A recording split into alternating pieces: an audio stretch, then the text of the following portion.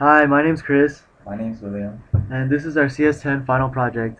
This project is designed to be an interactive resource allocation game with the overall goal of letting the user decide how they want to try to make it to the end of the program. It's a single player game, and the user can visually track his or her progress throughout the entire game.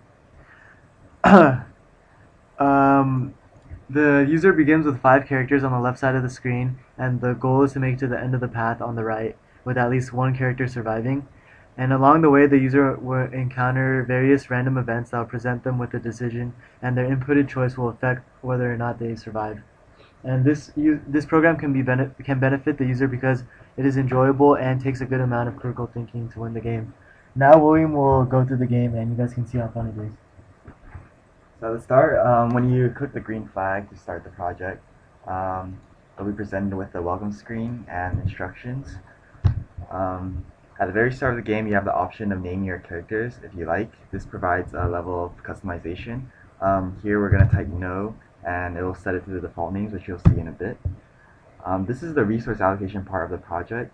You have $500 starting, and you can decide how much money you want to spend on each of the variables.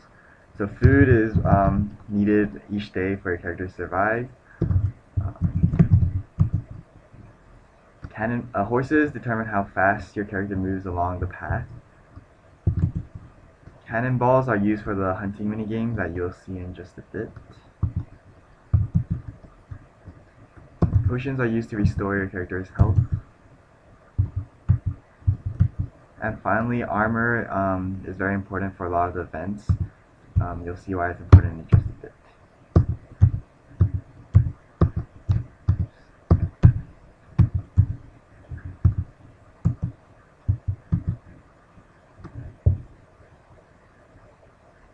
Alright, so each day random events happen, um, and the information is displayed on the screen. You can press enter to proceed.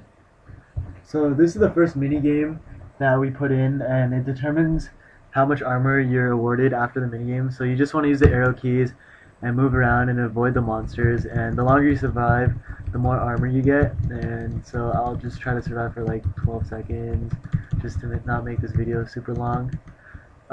So yeah, I got a bonus of 10 armor for each character, and that's because I survived about 10 seconds for the mini game. And then you continue along your journey. At this point in the project, you have an option of traveling by sea or by land.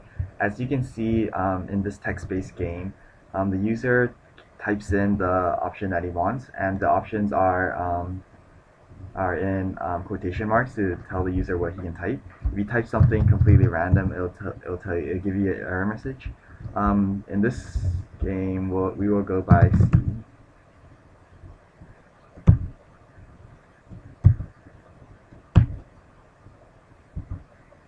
And this is one example of a event that happens, and the user can make a decision.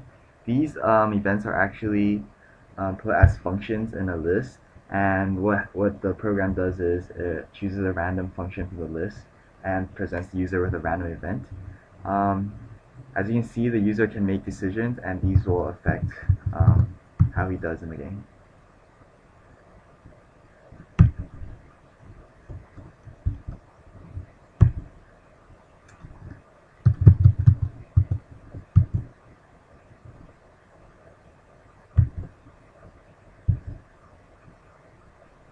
Every couple of days in this game, you have the option of using the potions that you bought earlier.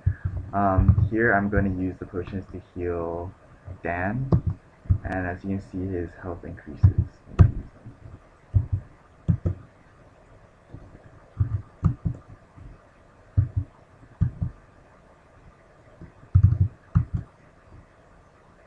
So this part of the game you can actually hunt, and this is where the cannonballs come in play.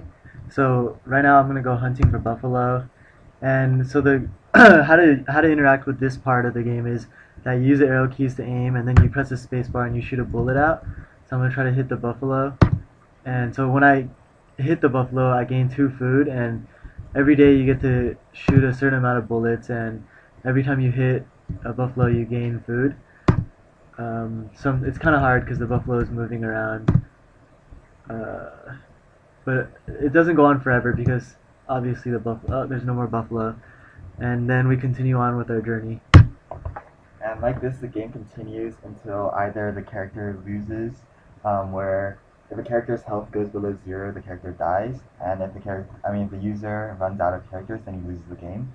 Or the user, if he reaches the end of the path over here on the right of the screen, he wins. So that's pretty much our final project, and thank you so much for watching.